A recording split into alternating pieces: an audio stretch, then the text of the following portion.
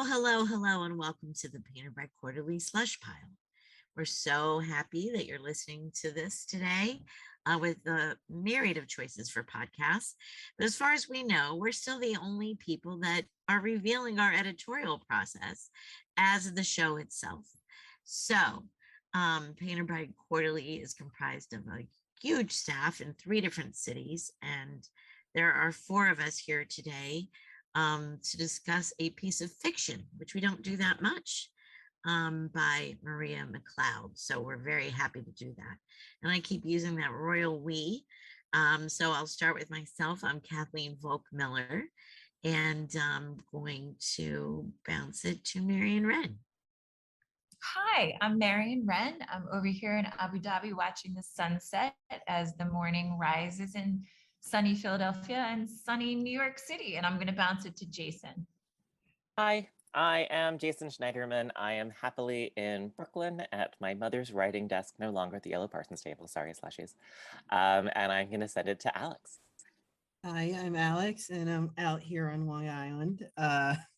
Since podcast is famously visual medium, I'm half in the dark because I don't feel like putting on the other lighting. I've had to play with a bunch of lighting for Zoom calls, like the natural light of the window, but then like I need another lamp right on the other side to balance it out. But right now I look like Dr. Claw, so You look nice. It's the advantage of a podcast. I mean, you know, no one can see us unless we describe to. I'm wearing a giant fruit hat. We do oftentimes take photos and put them up on social. So you're all reminding me to do that right now. And then I'm doing it again and again. And one of these shots will be good. I thought you were going to say, we do oftentimes read poetry naked. We're in robes. We've had robes. Not on Zoom, even on a podcast. No. The bathrobe episode. We've had many bathrobe episodes, but those bathrobes stayed firmly closed and tied. Yeah, that's Snapchat material, you guys. I'm still in boxer shorts. Does that? Okay. No? I'm wearing my boxer shorts. I slept in the silk pants you gave me last night. Oh, I'm so happy. I love those pants. I'm so happy that you still love them. I still love them. Yeah, well, I don't. I'll have to look and see if I have any pants I might move forward to you for the 25th. I always say, gosh, guys, we don't know when we're releasing these. Don't be topical, but we are. Jason and I will be attending Samantha Nuggerbauer's wedding in a few weeks. Yeah, and then we're gonna have a sleepover party. That's right. Yes. And the wedding is our official debut as a couple. We will be attending. Spoiler alert. For the first time, we'll be each other's plus one. Afterwards. Yeah. I'm just so envious. I can't even. We're gonna miss you so much. We're sorry you're not gonna be. Oh, you'll probably be riding a camel or something. 0 fun should be had, except for maybe Samantha and Damon should have a good time. But you two, limit it. No great times. We'll set a timer so that every half hour we discuss how much we miss you. We'll have a little alert and be like, oh, right. Oh, and then we'll take a selfie. And you'll see progressively our eyes getting smaller. Our pupils shrinking. Love it. Well, also Slushies, this is our last episode with Kate Wagner. Yes. She's been assisting with the production. And dear Kate in Philadelphia, thank you so much for all the work you've done under the amazing guidance of Larissa, who's also on the call. Woo-hoo. And your patience. I'm wearing a 10-gallon hat. I like the 10-gallon hat. Thanks. There's no fruit, but. But if you wanted to fill your 10-gallon hat with the fruit on my hat later, it would all fit. I'll wait till it's fermented into wine. Thank you. There you go. Perfect. I love how well we work as a collective in all ways. Can we call the episode the fermented fruit hat? Okay. Yeah. So Slushies, as I was saying a couple minutes ago, we mostly, if this is a new episode for you, look at some other ones, listen to some other ones, and look at our website. So if you go to pbqmag.org, all the time we publish the work ahead of time. or on the release date of the episode so that you can read ahead of time if you'd like, or read along if you'd like. Normally, when we do a piece of fiction, they're too long for us to read aloud. And so we just publish them on the site and ask our listeners to do whichever way they choose, because there will certainly be spoiler alerts. But today's piece of fiction is only 880 words. So we are going to read this one to you. I personally listen to many podcasts where people read to me, and I find it extremely comforting. So hopefully you'll have the same kind of warm and cozy feelings as Marion reads Maria McLeod's piece, The Eternal Fall Backwards, for us. Excellent. But maybe a little spoiler alert. This might not be the most warm and fuzzy thing you've ever heard. So if you're trying to just falling asleep. The act of reading is cozy. Exactly. All right. So Maria McLeod, The Eternal Fall Backwards. I hold his head in my hands, pull it to my chest. Oh of his mouth, eyes glazed. It's dark and he didn't mean to do it. Make out the words, hit and run, man run over, wanted to kill him. Words of the mouth, pathetic, half human. Why don't I die? Why not dead? Words slide one after another into each other, slur, collapse, run down, run out. There are tears and sorry, I'm so sorry. Drinking, always too much drinking. How an evening progresses, regresses. There are his two bodies, one ferocious, to be feared, a man of fire. The other a boy's, a fetal position, a thumb to his lips. There are nights like this when I am the mother, when I cradle his head in my lap, smooth his hair and say, it's okay, you're okay now. I've gone to the jail tonight to pay them to release him because drunk, he tried to kill a man. Drunk and stoned or hallucinating, he had run over a man, but missed his body and only hit his leg, and the man fell down in the night, and someone thought they heard a deep, deep moan, but all were sure they had seen him fall backward in that eternal fall backwards that happens in slow motion. And someone said the man's body flailed and twitched after the car drove too fast and right at the man, who didn't have time to run, but looked up to see the face of a driver already afraid of what he'd done. There are days when I am not the mother. There are days when I am small, when I am the girl, when his hands are too large and his arms too strong. Days when my death comes too soon and then not soon enough. When he drinks too much and finds me in his bathroom, seeing myself in his mirror, and he's angry. My face is too much in his house and he cannot stand it there, and pushes me quick into the mirror, and the mirror cracks and my face is cut. These are the days I am not in my body. And so I walk and walk away and down the street, afloat above myself, waiting for him to come. But first, he must hit me, so it's my voice calling us back from the street, my screaming that draws us from the dark, saying, look what you've done. Night again. I bathe him, and he is crying into the bath. On this night, he has pushed his best friend through a storefront and has cut himself trying to save him, deciding after the glass shattered, he didn't mean it. It is like this for him, the before and the after. The anger behind the headlights, followed by the fear of the body fallen backwards. Collision of two moments, hit and run. He bleeds into the bath, and I worry that I will need to take him to the doctors and they will see that he has taken drugs and has been drinking. I fear they'll send him away or keep him for themselves, thinking I won't know how to heal him. I am good at giving the bath. I rub circles at the sides of his head. I know to scoop hands full of warm water over his shoulders so they run down his chest. When I do this, my mother appears in my head, angry and not allowing my brothers to bathe because they make a mess she is sick of cleaning up. Instead, she drinks and sleeps on the couch with her own hair greasy and stuck to her head. My brothers would go to school stained, unwashed, and the others would hold their noses and laugh and point. So I would wait until my mother fell asleep fell into the deep sleep she does not easily wake from. And I would gather my two brothers into the bathroom and tell them to take their clothes off. And I would fill the tub with water, and the oldest one would refuse to take off his underwear because he didn't want me to see him. And I would say to get in anyway, and I won't look at you. And this time he would do what I said. I know his sickness. I know that what is left looks like him, but is not him. When I bathe him, he stops my hand from scooping the water and pulls me to him. He sees that I have been crying too. He says that he did this, and I say yes, but that moment is past, and now we are in another. He is crying the tears that come after the screaming and the hitting, tears that ask, forgive me. I am closing my eyes and whispering that I have a room where a bed waits for him, where the walls give way and the light is soft, cloudy white.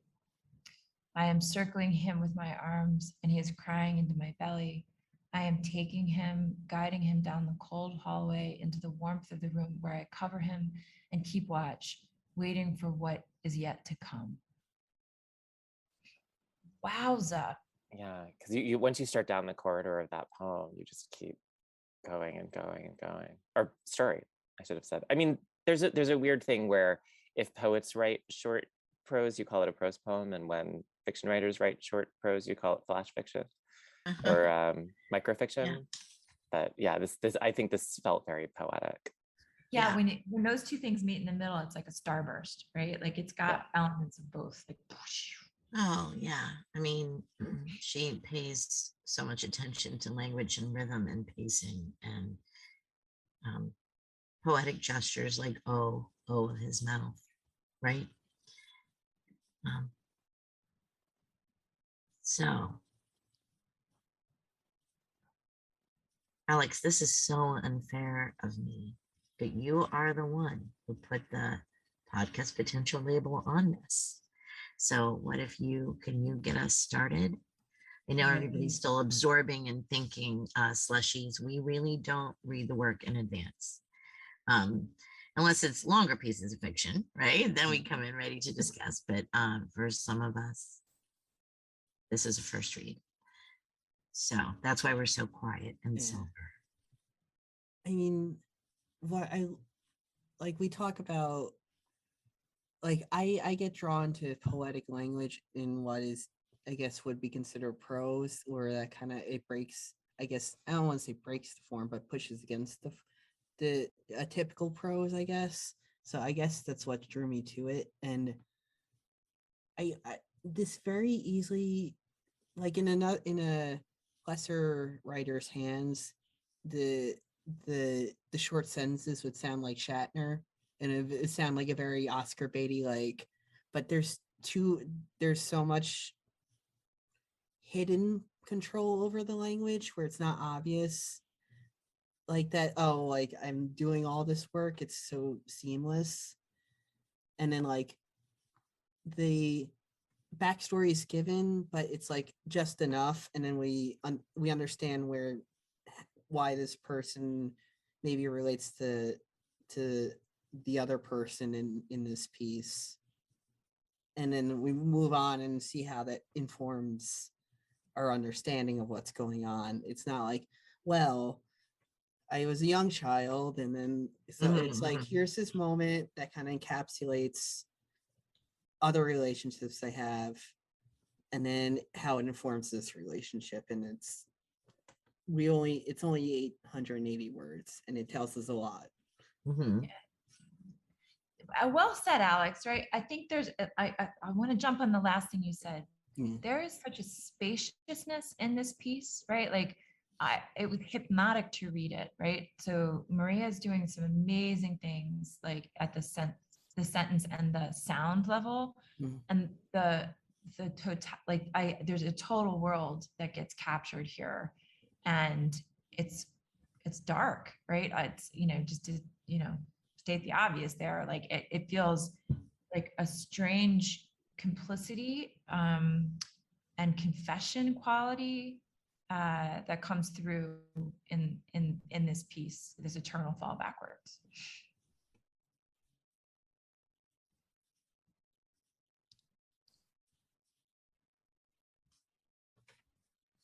There's a really terrific Andre Dubus the Elder story called A Father's Story that I love so much. I it's really one of my favorite pieces. I often teach it, and it's long, but um, I'm not I'm not really giving anything away because the premise is established really quickly that a daughter inadvertently is drunk driving and inadvertently hits a man Oh. and runs to the father, and then the father's predicament is, what does he do?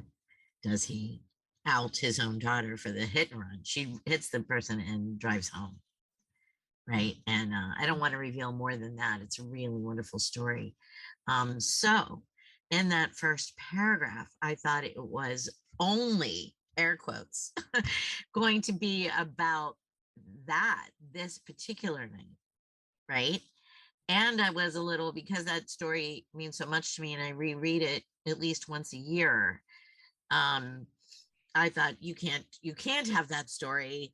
And all these other thoughts were coming from my perspective were that, but then just the barrage of horrifying events that this man has put the speaker through, or she's been born witness to, is it's almost too much, right? I just feel, I think barrage is a good word, right? The barrage of these terrible, terrible experiences, that she still stands by him and comforts him. That is a hard thing to balance too, right? Like the ghastliness of this, right? And it's yet compelling, but it doesn't feel prurient. Like it doesn't feel like weirdly pornographic in its description of this violence, right? Or like salacious, you mean? Like it's not. Yeah. It doesn't have that salacious quality. And I say this like having just binged a Netflix show called The Defeated, right, which is set in post-war Germany during its occupation, and it's got a whole bunch of like themes in the universe of this fiction, and one of them is like you're tracking extremely violent crimes, like extreme. So the first couple of episodes, it's really just it's too much. You know what I mean? Like the violence is so overwhelming. You kind of like turn away. And it's hard to keep watching. But keep watching. I did because I was really interested in how they were going to do the story arc. In this, right? Like the violence is like near catastrophic, but also super weirdly quiet in its delivery, right? Like there's something muted in this first person POV, and the way the speaker is giving you access to all of these complexities. And I'm going to pause right now, Larissa, because I think hopefully we have Jason back. Right? I'm back. Yeah. Great. Okay. Excellent. Can you catch me up quickly on what we've covered before we end break? I don't think we really can do that. Okay. Then just start talking and I'll catch up. I was going to acknowledge that to Slushy. So the entire time that Alex and I and now Marion were giving our opinions, Jason had technologically been raptured and he wasn't among us, and now he's back. But rather than us reiterate or try to synopsize what we said, Jason, I think it would be even more fascinating if you just talk to us about thoughts you're having about the story. I really like the story, and I think that the way in which it kind of nests the various ways in which the speaker has been tending to drunks and tending to addicts and kind of dealing with the ways in which that reverberates outward across her life is really beautiful. I was really struck by what happens in the very, very first line with O of his mouth. And there's this way in which it just destabilizes the way that the language is working, because it calls attention to the letter as a letter form, right? That usually we're thinking about language as just kind of conveying sounds to us. And then to kind of talk about the letter itself as a symbol of the body sort of creates this kind of different relationship to the language that I found both not disorienting, but reorienting. It was like, okay, so this is going to work a little differently. And so in a piece as short as this, to have a digression, to have a memory, to kind of go into a flashback and think about bathing the brothers, I thought was kind of set up by that we were kind of ready to sort of go in these other places because the language had told us really early on that something different was going to be happening. And I'm also, I mean, there's also a way that I found when I was reading it that it sets me up to want to save this speaker, to caretake this speaker in the same way that the speaker is caretaking the people in the poem. And that there are these kind of nested forms of rescue. And that in a certain way, it seems like what I'm really fascinated by, particularly in kind of accounts of people in proximity to addiction and abuse, is kind of why they stay, right? Like sort of what's that, like as an outsider, you're like, go, don't stay here. Oh, right. And yet, like the minute as the reader, I want to rescue that speaker, that I feel this sense of obligation to someone who's suffering and wanting to make it better, that's the exact same impulse that's being directed toward the character in the poem that I want to rescue her from. And so it does this kind of really beautiful work of making understandable precisely the thing that initially seems incomprehensible by placing you in that same position. And I think that that's a really kind of amazing move that happens really deftly in a piece that's very short. Right. Yeah. I'm going to repeat one word back to you that's so fascinating to me. You're talking about these nested moments that we get, and when you were gone, I used the word barrage, and they have such different connotations, right? They're such different words. Nest is nice, and Right. barrage is violent, right? But I really get why you're using that word, because this is so quiet and there's so much love here. Yeah. You know, and that the act of bathing somebody is you know, probably more intimate than sex. Yeah. You know, what were you going to say, Jason? I'm sorry. Well, that I think that also kind of places an emphasis on how the speaker is responding, that there's this speaker's impulse to de-escalate violence, to absorb violence, and then to kind of like move to the calm, that the calm that will come is what the speaker kind of keeps pushing towards, even though surrounded by these people who keep lashing out, who can't do anything but lash out, and who are then sorry. Who are then like, oh yes, that was, I shouldn't have done that. Sorry. Oh, and the remorse is instantaneous, right? Yeah. He's still behind. Oh, that line was so good. Where was that? Yeah. About the friend and the storefront. Yeah, I was gonna point out that sentence. I can read it because I read it one way initially, and then I read it like another, like the way we're reading it now. Oh, great! I would love to hear it again. Okay.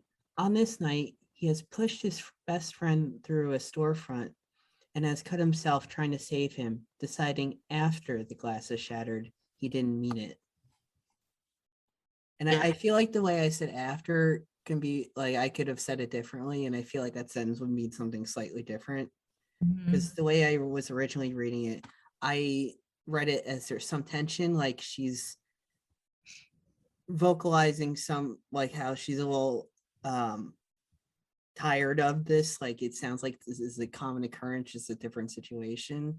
But at the same time, and then I read it again and it's like, oh, she's trying to ameliorate it. It's like, well, he didn't mean to. Like he figured out after the glass had shattered, like that, like he was trying to save this person. So I feel like there's a little bit of tension in that scene there too, the way the speaker's describing it. And there is this kind of constant acknowledgement of, you know, but first he must hit me. right? Like Mhm. there's that expectation inside of it, and there's this kind of I mean, I thought it's really interesting that it often the last paragraph, I know his sickness, I know that what is left looks like him but is not him, that there's this kind of way in which the speaker bifurcates the violent version from the sorry version, in the same way that the beloved wants to, right? Yeah. That the beloved is sort of like in this constant cycle of aggression and apology. Right. And the speaker has kind of done that work for him in terms of kind of bifurcating the violent one to get to the real version. That's the sorry version. And of course, as readers, we're like, it's just him. Like, there's only one. But I think it's so beautifully constructed in the way that the speaker kind of understands this process is necessary and it seems invested in keeping it going. Seems invested in not leaving. I fear they'll send him away or keep him for themselves. That there's a kind of holding on to that the speaker engages in, that's part and parcel of this cycle. Exactly. In that last paragraph, and I say yes, that moment is past, and now we are in another. Yeah, there's no indication that she wants it to end. That this is a life that she's accepted. Alan? Let me push on it a little bit too, because it's sort of like, it reads like a dramatic monologue in the sense that we're getting access to a character, right? Sort of thinking through, right, this relationship, and then I get the sense that as the reader, we're being invited in to judge it. Mm-hmm. But and that is a really tricky position to be in that, you know, the speaker's talking about like her complicity in a violent relationship, right? And so, like, is this somehow in, like, I don't know, normalizing that behavior in such a way as to endorse it? That's a stretch, right? Total, that's a stretch. But there's something very like powerfully done here in the speaker's willingness to confess these like the shadows, the complicities, and the endurance of this relationship, right? Like to as you guys have said, there's no sense that this person wants to break out of it, right? It really is just like the reader's invited into the world of these threats and shadows. And I also had the sense that that it's not, the speaker isn't writing. But sometimes, you know, when you're reading a novel, like if you're reading like Lolita, you know, like you're very aware that Humbert has composed this work for you. But there are other kind of more stream of consciousness, which I think this is, in which we're just kind of entering this person's stream of thought. We're just kind of entering the stream of consciousness. And I'm thinking about how, because over the years, my students have become kind of increasingly moral in their readings. And, you know, there's kind of an idea that representing is a kind of endorsing, or that showing someone doing something is the same as saying that that's an okay thing to do. And in my own dissertation, which I haven't published on yet, but which does deal with representations of violence and abuse, I actually think it's a really ethical position to not try to fix it. To represent something as it is, and to kind of understand that experience of being inside of, without sort of, you know, doing the, and then we saved everyone, or and then, you know, this is how you fix it, or and then that there's a kind of recovery culture which insists on a sort of version in which fiction, and, you know, there's something like The Color Purple, right? Like fiction is designed to guide us out of something bad. And I think in a lot of ways, there's, for me, the ethical position is to stay with what it feels like to be in something horrible. And I think that fiction, and if it were a memoir, I would feel quite differently. right? If it were a memoir and the ethical obligation of the author were to present a factual and emotionally honest account of their experience, I think I would feel differently. I think that because this is fiction, I think it's actually quite ethical to present a kind of windowless room, a kind of closed box in which this continues, because it makes the position understandable, and it gets you into those kinds of illness and its metaphors conundrums, where once you demonize something, then the people who are complicit with it are also demonized. And so if you declare your war on cancer, it quickly becomes a war on people with cancer. And so I think that kind of by not making a character who is in the process of departing, but kind of presenting someone who is deeply invested in remaining, you actually have a very different kind of intimacy, and you can kind of just stay with the character in a different way than if you needed to rescue the character, even though that's definitely an impulse that I know I brought to the piece as a reader.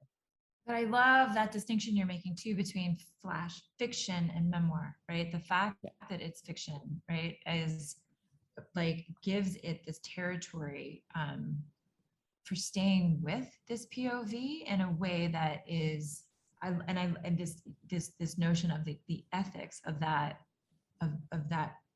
craft, right? That like the craft allows for an ethical position rather than again, the sort of like endorsement, right? Like it's somehow tacitly normalizing, endorsing this sort of like suffering, right? Fantastic. Interesting.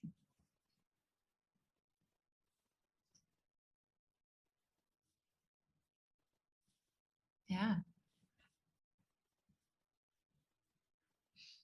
So is it not too much? And we always have to, I'm the one who always have to say, is there another side to this conversation?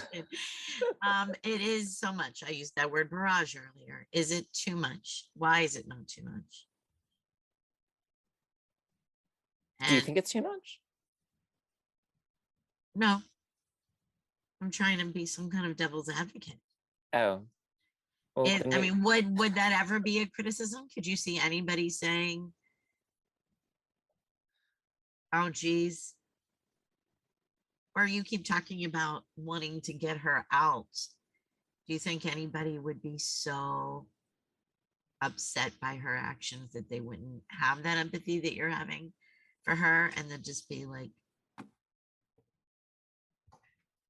I will say that when I teach, I find that I am not in any way, shape, or form a universal reader, and that my students will come to things with a very, very different perspective. And what I would predict with a piece like this is that, because and this is based on my experience of teaching a documentary about bullying, Cynthia Lowen's Bully, that the students who were less caretaken had different forms of empathy. That the students who were less caretaken had the sort of the position of like, this person needs to like stop this, or it's not going to stop. And the students who were more caretaken were very angry about the failures of the institution. That people who had institutional support were furious that the institution had done nothing to rescue the person in question, which I think would be my position. And the students who were less caretaken and kind of had more adversarial and frustrating relationships with the institution were much more upset with the boy who was being bullied. And we're like, yeah, well, if he doesn't do something to stand up for himself, no one's going to. Like, he needs to fix this. And initially it looked like less empathy to me. And I just think it was a different line of empathy. And so, yeah, I think that how you approach this is going to have a lot to do with what you bring to it. And I think that but also, I mean, the other question for that becomes, how upset is too upset? I mean, if this is a piece that activates something in your past, and as a reader, you escaped this situation, and now you're being pulled back into it and being, and looking at a version of yourself, right? And it's going to keep you up at night. Is that a bad outcome? Is that something fiction shouldn't try to do? If it's something that you have no relationship to and you can kind of move on to the next thing, or you can think, like I don't really understand this character, but I'm going to put them in the back of my head, and maybe later on this will kind of click, this will chime or click with something else. But I don't know. I mean, like I think a lot of these touch on other questions about what it means to be a reader, and how upsetting is too upsetting, and what kinds of trouble, or what are you willing to put up with in order to be a reader? I mean, it's sort of a terrible way to phrase it. I wish I could find a better way, but no, you're hitting, like when you were raptured. yeah. Marion said that none of these descriptions were pornographic or salacious. No. And that I think would be that I think in and of itself makes you feel like it's not too much, like she's not just let me salaciously show this description of a long suffering partner of a raging violent alcoholic. Right. I also think the fact that it's in words makes a huge difference. That if this were a film and I were watching this person be hit, I were watching this person have her face put through the mirror, I were watching all of this broken glass and blood, and because I think I would feel differently. I mean, if you were watching the scene in which she's trying to bathe the older brothers, or sorry, I'm not sure if they're old, when she's trying to bathe the brothers, in the body of the actor, you reproduce the shame of exposure that the brother is experiencing and wanting to keep on his underwear.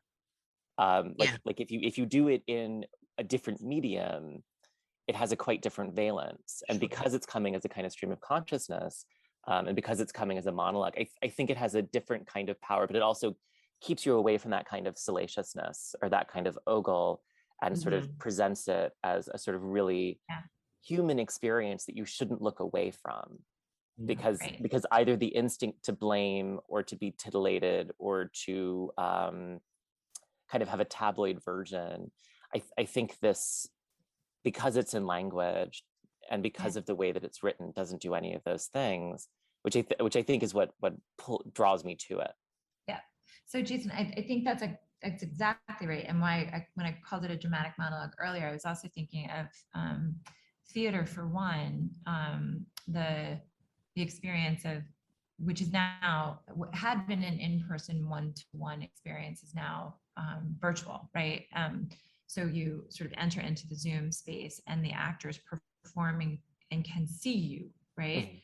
And it's a very intense sort of experience that calls exactly this, reader-writer exchange into focus, because there is such a sense of intimacy and confession constructed in this 880 word piece.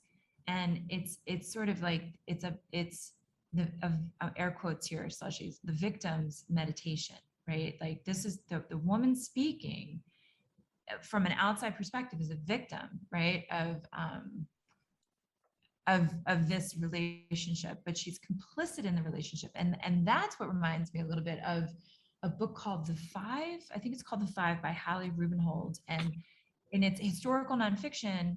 And she focuses on the women who were murdered by Jack the Ripper. She doesn't refer to them as like prostitutes, right? Or tarts.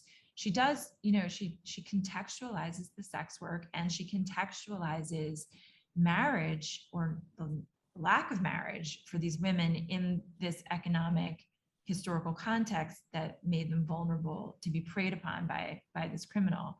But those sort of ripperologists out there only tell the story that these are whores, right? Who are violated and desecrated by and murdered by Jack the Ripper, right? So like for some reason, it's like this piece, this 880 word piece of fiction is like tapping the shoulder of these other two genres. Like it does feel theatrical, and it does feel like it's a kind of like just a study of a point of view that is often just called victim and dealt with as someone who needs treatment, right? Or taken care of, right? So by not trying to rescue her there's a kind of empathy that allows a full humanity, which is Yes. often denied.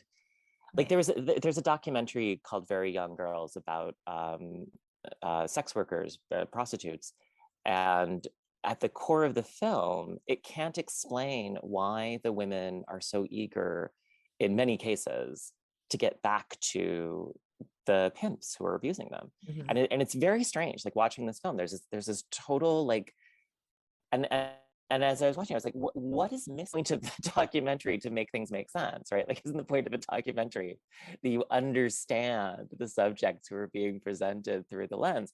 And there was just this, you know, this gap where it's in that gap. Like a piece like this makes the incomprehensible understandable. Yes. And Well I think said. that's a beautiful work of fiction. That's an ethical stance. I was also going to mention that I was many years ago, I was at a reading and someone read this very sentimental, sad poem about Alan Turing. And it just felt really easy to me. Like, I mean, now that everyone knows who Alan Turing is and everyone knows like what happened to him, to kind of just sort of be like, it was sad, felt like, I was like, that's, you know, like, that's, no, this isn't enough. And I ended up, in response to that, writing a poem about